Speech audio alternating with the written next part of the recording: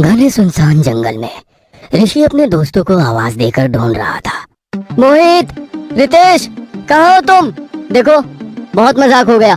अब जल्दी से मेरे सामने आओ, रात होने वाली है। इसके पहले कि हम लोग जंगल से बाहर निकलने वाले रास्ते में भटक जाए, हमें जंगल से निकलना होगा। मगर दोनों दोस्त उसकी बात का कोई जवाब नहीं दिए। वो हर मुनासिब जगह पर अपने आसपास देख चुका था, मगर उसके दोस्त कहीं नहीं थे। ऐसा कैसे मुमकिन है?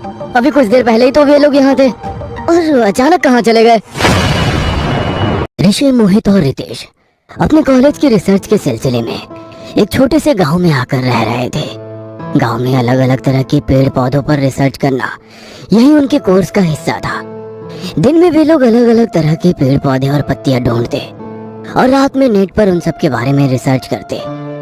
ऐसे ही एक दिन नेट पर रिसर्च करते हुए उन लोगों को उस गांव के एक बड़े रहस्य के बारे में पता चला। तीनों आश्चर्य से एक दूसरे की ओर देख रहे थे। ऋषि और रितेश, क्या पढ़ा तुम लोगों ने? इस गांव के बारे में नेट पर क्या लिखा है? वही पढ़कर तो हैरानी हो रही है यार। हम लोग तो पिछले 10 दिनों से यहाँ पर है, मगर इस तरह की कोई वारदात हमने महसूस नहीं की। अच्छा है, हम लोगों के साथ ऐसा कुछ नहीं हुआ। मुझे तो बहुत डर लग रहा है। हम लोग कल सुबह यहाँ से निकल जाएंगे।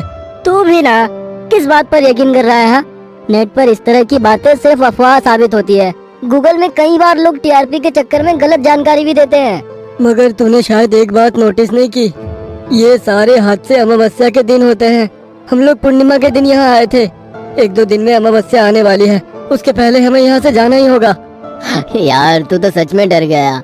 मैं तो मजाक कर रहा था, इसमें कोई भी सच्चाई नहीं है। चल यहाँ से चलकर सो जाते हैं। ऋषि की बातों पर यकीन कर रितेश को उस रात अच्छी नींद आई, मगर ऋषि की आंखों से नींद गायब थी। वो रात भर उसी के बारे में सोच रहा था। लैपटॉप खोलकर जो बात उन लोगों ने पढ़ी थी उसके बारे में और जानकारी हासिल करने की कोशिश की। जैसे जैसे वो उस रात की गहराई में पहुंच रहा था, उसके चेहरे की रंगत बदल रही थी। उसकी आंखों में भी भय नजर आने लगा। अगले दिन जंगल में वो लोग अपनी रिसर्च के लिए भटक रहे थे। तभी उन्हें अपने पीछे किसी के होने का एहसास हुआ। ऋषि ने पलटकर देखा तो वहां पर कोई नहीं था। तीनों जगह से आगे बढ़ गए, मगर हर बार उन्हें अपने पीछे किसी के होने का एहसास हो रहा था। तीनों एक दूसरे की ओर देखने लगे, मगर आंखों ही आंखों में इशारा हुआ कि इस जंगल से बाहर निकल जाना चाहिए। जंगल से निकलकर गांव की ओर जाने लगे। तेज कदमों से चलने के कारण उन लोगों की धड़कन बढ़ रही थी। तभी किसी ने रितेश का हाथ पकड़कर उसे अपनी ओर खींचने की कोशिश की, मगर रितेश का दूसरा हाथ ऋषि के हाथ में था, इसलिए वो उसे आसानी से उस ओर नहीं खींच पाए। ठीक से चलना, इस तरह धक्का खाकर क्यों चल रहा है? मैं तो ठीक से ही चल रहा हूँ, मगर किसी ने मुझे पीछे से अपनी ओर खींचा। उसकी बात सुनकर ऋषि का चेहरा डर के कारण सफेद हो गया। कुछ भी मत बोल, यहाँ पर जंगल में हम तीनों के अलावा कोई भी नजर नहीं आ रहा है। किसने तेरा हाथ खींचा? वो तो मुझे नहीं मालूम, मगर मैं सच बोल रहा हूँ यार, कोई तो यहाँ पर आसपास जरूर है। रितेश बोल ही रहा था कि उसकी नजर एक साए पर पड़ी, जो अपनी बड़ी बड़ी लाल आंखों से उन लोगों को ही घूर रहा था। उसे देखते ही रितेश ने उसकी ओर इशारा किया। देखो, मैं कह रहा था ना यहाँ पर कोई है, और उसने ही मेरा हाथ पकड़ा था। मगर देखो उसकी आंखें, उसकी आंख इतनी लाल कैसे है? रितेश के बोलने पर उसके दोनों दोस्त उसके हाथ के इशारे की ओर देखने लगे, मगर वहां पर कोई नहीं था। मोहित रितेश की हंसी उड़ा रहा था, मगर ऋषि को उसकी बात पर यकीन था।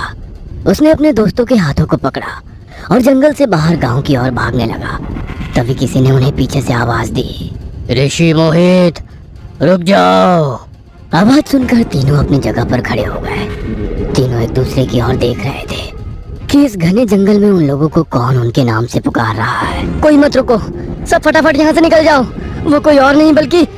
कहते हुए ऋषि खामोश हो गया और उन लोगों के साथ आगे बढ़ने लगा। तभी दोबारा आवाज आई, ऋषि, मोहित, रुक जाओ। पहले किसी पुरुष की आवाज और अब किसी महिला की कराती हुई आवाज सुनकर वो लोग हैरान थे कि ये सब उनके साथ क्या हो रहा है।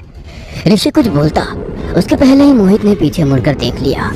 उसके मुड़ते ही जंगल में तेज हवा आंधी चलने लगी। सबकी आंखों में धूल भर जाने के कारण कोई भी एक दूसरे को नहीं देख पा रहा था। हवा के दबाव से तीनों अलग अलग दिशा में हो गए। कुछ देर बाद जब हवा चलनी बंद हुई तब ऋषि ने अपने आसपास अपने दोस्तों को देखा, मगर उसके दोस्त कहीं भी नजर नहीं आए। एक पल को तो उसे लगा कि उसके दोस्त उसके साथ मजाक कर रहे हैं। सुनसान जंगल में ऋषि अपने दोस्तों को आवाज देकर ढूंढ रहा था। मोहित, रितेश, कहाँ हो तुम?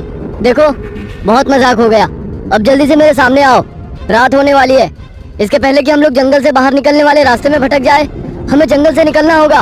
मगर दोनों दोस्त उसकी बात का कोई जवाब नहीं दिए। वह हर मुनासिब जगह पर अपने आसपास देख चुका था, मगर उसके दोस्त कहीं नहीं थे। ऐसा कैसे मुमकिन है? अभी कुछ देर पहले ही तो वो लोग यहाँ थे और अचानक कहाँ चले गए? उसने अपनी पॉकेट से तुरंत मोबाइल निकाला और उन लोगों को कॉल करने लगा, मगर उसके मोबाइल में नेटवर्क ही नहीं था। वह परेशान होकर इधर उधर देखने लगा। तभी उसे अपने आसपास घुंघरू की आवाज सुनाई देने लगी। एक तो उसके दोस्त उसके आसपास नहीं थे, दूसरी तरफ से यह भी पता नहीं था कि आवाज किस चीज की है। वह वहां से फटाफट निकलने की सोचने लगा। तेज कदमों से वो गांव की ओर जाने लगा। तभी उसके सामने अचानक ही एक अजीब सा साया आकर खड़ा हो गया, जो ना पुरुष था और ना ही महिला।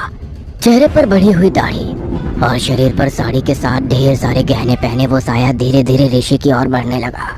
ऋषि बुरी तरह से डर गया था। उसे समझ नहीं आ रहा था कि वो क्या करे। जैसे जैसे वो आगे बढ़ रही थी, ऋषि पीछे हट रहा था। पीछे हटते वक्त उसे एक पत्थर से चोट लगी और वो लड़खड़ा कर गिर गया। वो साया अभी भी उसकी ओर बढ़ता जा रहा था। कुछ दूर खड़े रहकर उसने अपना हाथ आगे किया और उसके हाथों के इशारे से ही ऋषि हवा में उड़ने लगा। वो छूटने की कोशिश कर रहा था, मगर उसके पकड़ से नहीं छूट पा रहा था। ऋषि अपनी गर्दन को झटका देकर उसका हाथ छुड़ाने की कोशिश कर रहा था।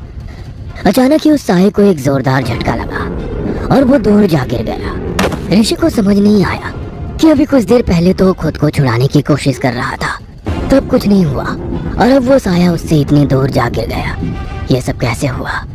झटका लगने से वो साया अपने खतरनाक रूप में आ गया। उसकी बड़ी बड़ी लाल आंखें अंगारे बरसा रही थी। देखो, मैंने तुम्हारे बारे में सब कुछ पढ़ा है। तुम इन गांव वालों को उनके किए की सजा दे रही हो या दे रहे हो, जो कोई भी हो तुम। मैंने और मेरे दोस्तों ने तुम्हारा कुछ नहीं बिगाड़ा है। हमें जाने दो, समझी तुम? कहाँ है मेरे दोस्त? ऋषि की बातें सुनकर वो साया जोर जोर से हंसने लगा और जैसे ही उसने अपने हाथ ऊपर किए, आसमान से मोहित और रितेश उसके सामने गिर गए। कोई भी नहीं बचेगा, सबको सजा मिलेगी। मैंने भी किसी का कुछ नहीं बिगाड़ा था, मगर लोगों ने मुझे जिंदा जंगल में दफना दिया था। बोलते हुए वो साया अपनी कहानी सुनाने लगा। गांव में किसी की शादी का बुलावा चल रहा था। महिलाएं घर के भीतर मंगल गीत गा रही थी और पुरुष बाहर बैठे चौपाल पर बातें कर रहे थे। तभी वहां कुछ किन्नर आए और नाच गाना करने लगे। कुछ देर तक नाच गाना करने के बाद वो सब लोग लड़की के पिता से अपना इनाम मांगने लगी। लड़की के पिता ने अपनी तकरीबन 12 साल की बेटी को बाहर बुलाया और उस पर से पैसे वार कर उन लोगों को देने लगा। किन्नरों का सरदार इतनी छोटी लड़की को देखकर गुस्से में आ गया और उन लोगों को बोला, आजकल सरकार कितने कानून लेकर आ रही है, तुम लोगों में जागरूकता पैदा करने की कोशिश कर रही है, मगर तुम लोग वही के वही गवार रहोगे। इतनी छोटी बच्ची की कोई शादी करता है क्या? मैं अभी पुलिस स्टेशन जाकर तुम लोगों के खिलाफ कंप्लेंट लिख दूंगी। हाँ, देखो, यह हमारा घरेलू मामला है, तुम इन सब बातों से दूर रहो। तुम्हारा नाच गाना हो गया, अपनी बख्शिश लो और यहाँ से जाओ। अरे तुम लोगों को क्या लगता है हम लोग पैसे के लिए नाच गाना करते हैं? अरे हम तो तुम लोगों को आशीर्वाद देने के लिए आते हैं। नहीं चाहिए हमारे तुम्हारे पैसे, मगर मेरे जीते जी ये शादी नहीं हो सकती साहब। मैं अभी के अभी पुलिस स्टेशन जा रही हूँ। हाँ, जिंदा रहोगे तो पुलिस स्टेशन जाओगी ना? तुम्हें मैं अभी के अभी मौत के घाट उतार दूंगा। जैसे ही वो शख्स उस किन्नर को मारने के लिए आगे बढ़ा, दूसरे मेहमानों ने उसे रोक लिया और उसे पकड़कर अपने साथ एक कमरे के भीतर ले गए। क्या बचपना कर रहे थे अभी? एक किन्नर को मार देते तो तुम्हें जेल हो जाती। इन लोगों से कह दो कि हम लोग ये शादी नहीं कर रहे हैं, फिर अंधेरे में इन लोगों का काम तमाम कर देंगे। लड़की के पिता को मेहमान का बताया उपाय समझ में आ गया। उसके कहने से किन्नर भी बिना कुछ कहे वहां से चले गए। रात के अंधेरे में जब बाल विवाह हो रहा था तो वो किन्नर दोबारा वहां आ गया। लड़की के पिता ने कुछ मेहमानों की मदद से उसे घसीटते हुए जंगल में ले गए और वहां पर उसे जिंदा दफना दिया। उस दिन के बाद से उसके अंदर की आत्मा उस जंगल में भटक रही थी। वो अमावस्या के दिन किसी न किसी की बलि जरूर लेती। आज तुम्हारी बारी है, तुम्हें मुझसे कोई नहीं बचा सकता। कहते हुए उसने रितेश, मोहित और ऋषि तीनों को मौत के घाट उतार दिया। आज भी उस किन्नर का साया जंगलों में भटकता है।